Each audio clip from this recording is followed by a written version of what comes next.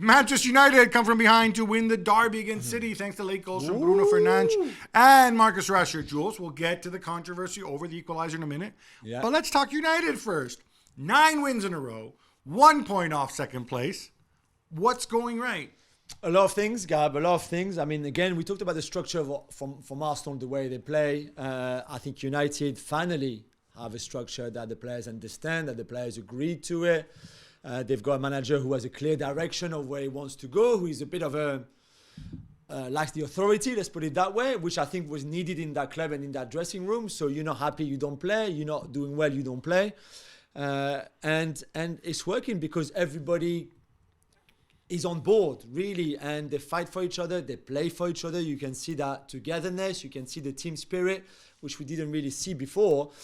And then when the manager tactically has the right ideas, like playing Christian Eriksen a bit higher up on the pitch to limit the influence that Rodri can have on the game. Well, you can do that if you play Casemiro and Fred together. Yeah, but it worked. And we saw Fred doing a very good job on Kevin De Bruyne for most of the game. Okay, not on the goal, but for most of the game.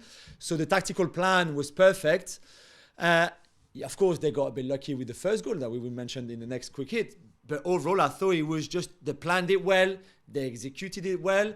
And you don't win 9 games in a row by being not always that convincing, but quite solid. Look at Luke Shaw, a centre-back. You know, this is Ten Hag's kind of philosophy and work. And to see Luke Shaw doing so well in a position that is not his, and had never been his before, I think the manager deserves a lot of credit. For me, he's the main reason, not the only reason, but the main reason why they're doing so well. And then Rashford is playing great, Bruno is playing great, Casemiro is playing great, all of that. Varane is playing great, so that helps. But yeah, well done to Ten Hag, really. Okay, Gabi, now obviously the decision which sparked so much controversy all around the world this weekend, should Marcus Rashford goal have stood? So, short answer, no, it should not have stood. And before people come out and talk about the laws of the game, but he didn't touch the ball and blah, blah, blah. So these explainers, these writers, when they add the laws of the game, right? When they moved it from interfering with play with interfering for an opponent. It comes down to the interpretation, right? And it's here, I've got the Law 11, verse 2. One of the situations which would suggest that a player offside would get a goal disallowed is if he makes an obvious action which clearly impacts on the ability of an opponent to play the ball. Now, Rashford runs along with the ball. Yeah. His body, it looks as if he's squaring up to pass or shoot. Yeah. For me, very simply, right, there are at least three City players that are very affected by this. Obviously, one is Akanji, but maybe wouldn't have caught him, whatever, right? Another one is Walker, and the way he angles his run, he's running towards Rashford. He's not running to cut out Bruno Fernandes, who's coming through. Yeah. And the third one, most of all, is the goalkeeper, Ederson. Really. Because if Rashford's not running with the ball, or if Ederson does not know that Rashford is offside, right?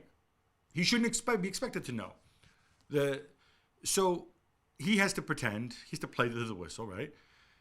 If he believes that Rashford's onside, he's not going to come out and clear the ball away. He's not even looking at Bruno. He's looking. This is Rashford is here. You're Bruno. I'm Ederson. I'm looking here. I'm never looking at where you are, and you're gonna hit the ball. He's frozen where he is. Yeah, and advanced because Rashford is getting closer to the box. Now, if Rashford's not there, and technically because he's offside, he's not there, he just runs out and he clears the ball. Yeah. We've seen him do it a million times. So for me, it's pretty obvious. For me, it comes down to, I think the laws of the game are fine, but referees should be said, like, look out for these situations, because sometimes even if you don't touch the ball, you could easily be interfering with an opponent. I completely agree with you. I think even Ten Hag, after the game, said, like, if I was in that position, I would find it difficult. So even he knew that the goal should not have stood.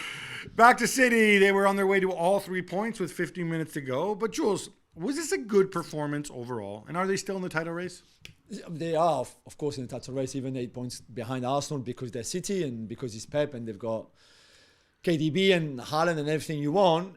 But it was not a good performance. And there've been a few not good performances lately, really, if you think about it. And yeah, they scored the goal that Grealish scored. And after that, I mean, I don't know what you thought, but I thought, okay, this is it now. I don't think United have been good and they had chances in the first half at 0-0. But I didn't see City conceding 2 goals the way they did, and again, if that goal doesn't stand, I don't know what the final score is, but it was not a good performance. Haaland was not in the game. I don't think because of himself, because I think he made some good runs that no one passed him the ball. I don't know what's happening with De Bruyne. I don't know what's happening with Foden, as Foden just lost.